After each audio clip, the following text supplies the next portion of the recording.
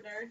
My name is Tamara Woods, and I'm here to talk with you about how to kind of infuse your emotions in your writing. I really believe that one of the things that makes writing so good and makes reading so good is having that emotional connection, being able to see how someone feels and to feel that with them. Whether you took part in the election by watching it, or you voted, or you didn't vote, if you live in the US or not, you probably had some really strong emotions about the election.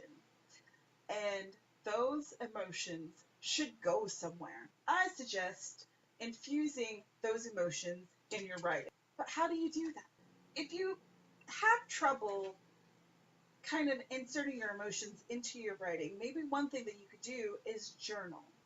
When you're journal writing and you're keeping track of what's happening that day, also talk about your emotions. How are you reacting to your environment, to events? How are you reacting physiologically? When you're very angry, does it make you lose your appetite? Do you avoid your family? Does outside sounds grate on you? Are you more likely to call a friend and complain about it, or are you a person who likes to sit in silence and stew? As you are more able to identify how you feel and your reactions, you'll be able to apply that knowledge to your character. Two, while you're in the depths of that emotion, if you're able to write, then I suggest hitting your rough draft. Now, sometimes emotions are just too overwhelming and you just can't write, and that's fine. But on those moments that you're able to actually write, I would suggest finding a spot in your draft where your character or characters are having emotions that are similar to yours. Write that scene and plug all those feelings into that scene.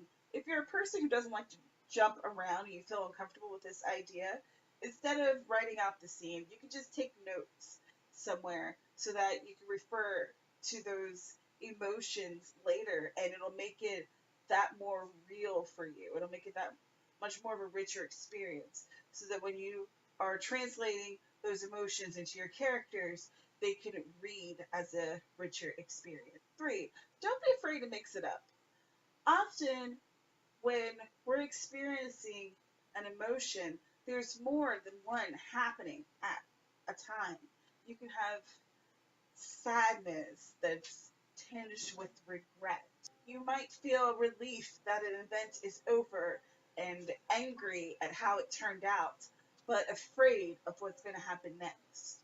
And if you use that kind of mixture of emotions in your character story, that's going to make it feel much realer to you and your reader. As you're writing about your character's emotions, don't forget about your character's motivations and their personality. Not all of my characters react to situations the same way as I would, which of course, because they're varied and I try to make them as well-rounded as possible. Let's take a character idea. Let's say Susanna. She is a Southern belle. She is a wife and a mother. She's part of the PTA. She is a paragon of virtue. She also is very guarded with her emotions. She has a very ready smile, but she doesn't really show how she's actually truly feeling. Susanna is really angry. Perhaps she's found out that her husband, that she's been married to for the past 20 years, has cheated on her. How would Susanna show that anger in the story? Susanna's not going to be the type of character that's going to go and run and tell everyone how angry and mad she is about a situation. She is a character that is more emotionally cautious. So what would she do? Would she maybe do something passive aggressive, like burn the bottom of her husband's steaks? Would she put too much starch in his undershorts when she's doing his laundry? Maybe Susanna, with the way she's physically emoting, she's going to still have that ready smile, but she's going to be flicking her fingernails beside her leg. And that's the only thing that's showing that she's angry, just as flicking.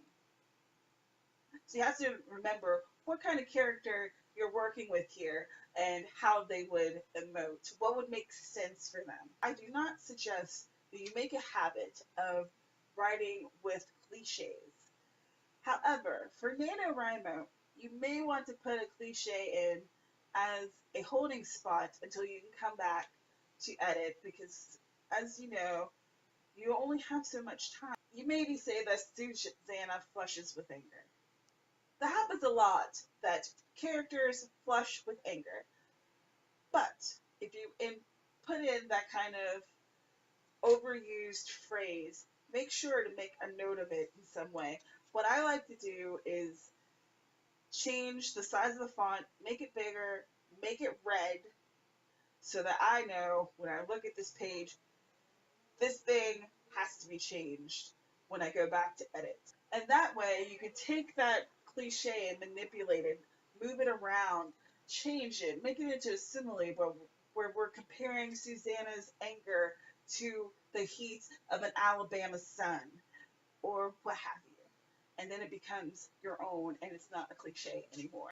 If you find that writing with your emotions and writing about emotions is difficult for you, I always suggest maybe reading more poetry because often poetry is very emotive. Also, you can look at what your favorite authors do.